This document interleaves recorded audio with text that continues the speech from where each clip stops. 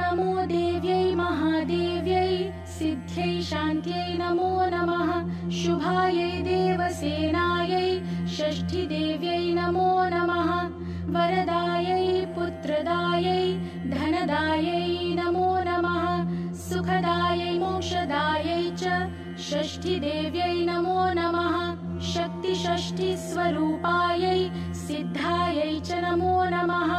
मायायै सिद्धयोगिन्यै षष्ठीदेव्यै नमो नमः परायै पारदायै च षष्ठीदेव्यै नमो नमः सारायै सारदायै च परायै सर्वकर्मणां बालाधिष्ठातृदेव्यै च षष्ठीदेव्यै नमो नमः कल्याणदायै कल्याण्यै फलदायै च कर्मणां प्रत्यक्षायै च भक्तानां षष्ठीदेव्यै नमो नमः पूज्यायै स्कन्दकान्तायै सर्वेषां सर्वकर्मसु देवरक्षणकारिण्यै षष्ठीदेव्यै नमो नमः शुद्धसत्त्वस्वरूपायै वन्दितायै नृणां सदा हिंसाक्रोधवर्जितायै षष्ठीदेव्यै नमो नमः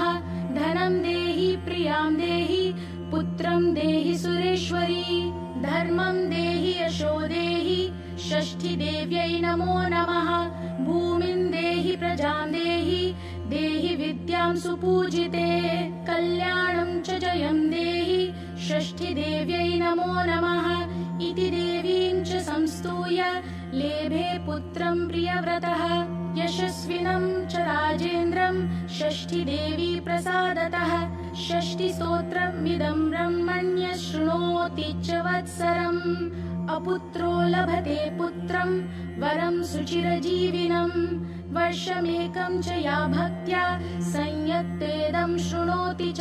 सर्वपापाद्विनिर्मुक्ता महावन्ध्या प्रसूयते वीरपुत्रं च गुणिनं विद्यावन्तं यशस्विनं सुचिरायुष्मन्तमेव षष्ठी मातृप्रसादतः काकवन्ध्या च या नारी मृतापत्या च या भवेत् वर्षं श्रुत्वा लभेत् पुत्रं षष्ठीदेवी प्रसादतः रोगयुक्ते च बाले च पिता माता शृणोति चेत् मासं च मुच्यते बालः षष्ठीदेवी प्रसादतः